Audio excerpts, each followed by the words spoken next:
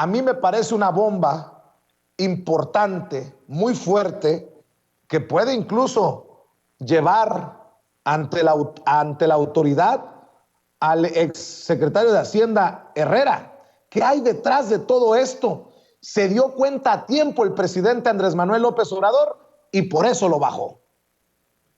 Sí, es una bomba sin duda y bueno, pues es preocupante que quien pensamos que iba a ser el futuro gobernador del Banco de México eh, estuviera en ese camino de la mentira, haciéndolo abiertamente y sin ningún recato, sin ninguna vergüenza y desde confirmarse pues esta investigación que también tiene mucho de opinión, pues bueno, se estaría haciendo también el caldo gordo a la oposición. Hay que recordar que, pues bueno, Arturo Herrera era uno de los personajes a quien se le veía como muy vinculado al presidente de la República y bueno, pues estaba dando entrevistas por aquí y por allá, se las daba al País, se las daba a Reforma y bueno, pues esta investigación tiene que ver también muchísimo con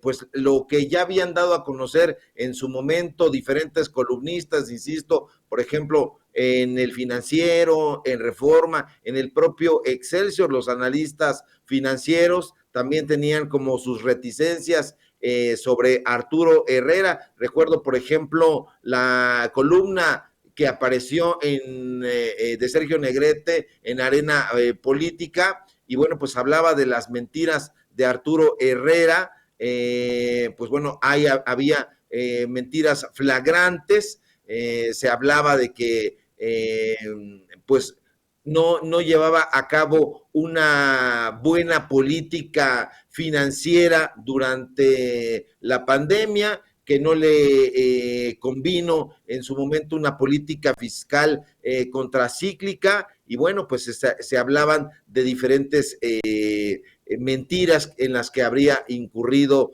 el exsecretario de Hacienda. Esto sin duda es una bomba, va a poner el dedo en la llaga.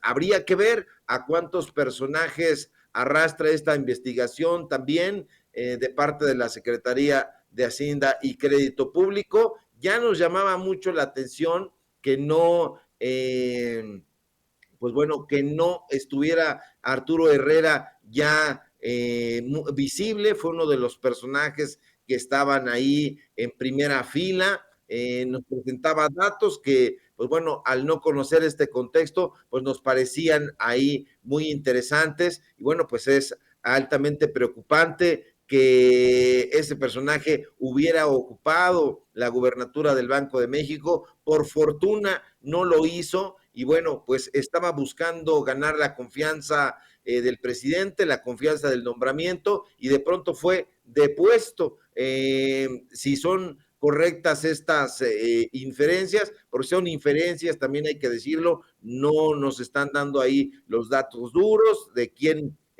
serían los personajes implicados. Pues bueno, estos pareceres, si es verdad que el presidente López Obrador dio esta orden, pues sería la mar de importante saber por qué lo hizo, quiénes fueron los personajes implicados, además de Herrera, porque se está hablando de la política fiscal de México y eso es importantísimo.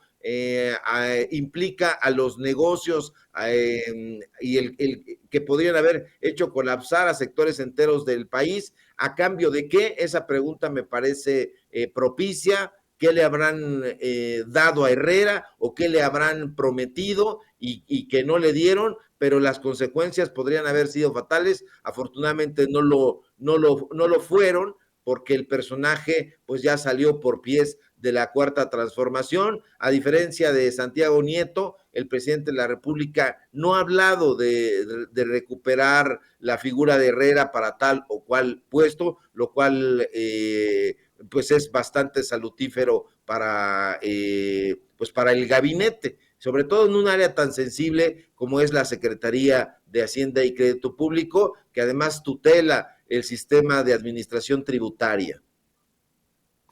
Así es, ya quiero ver yo al presidente Andrés Manuel López Obrador pronunciarse sobre esto, porque de Santiago Nieto el presidente sí hizo una defensa, ha hecho una defensa en la mañanera. Vamos a ver cómo se posiciona públicamente el presidente Andrés Manuel López Obrador.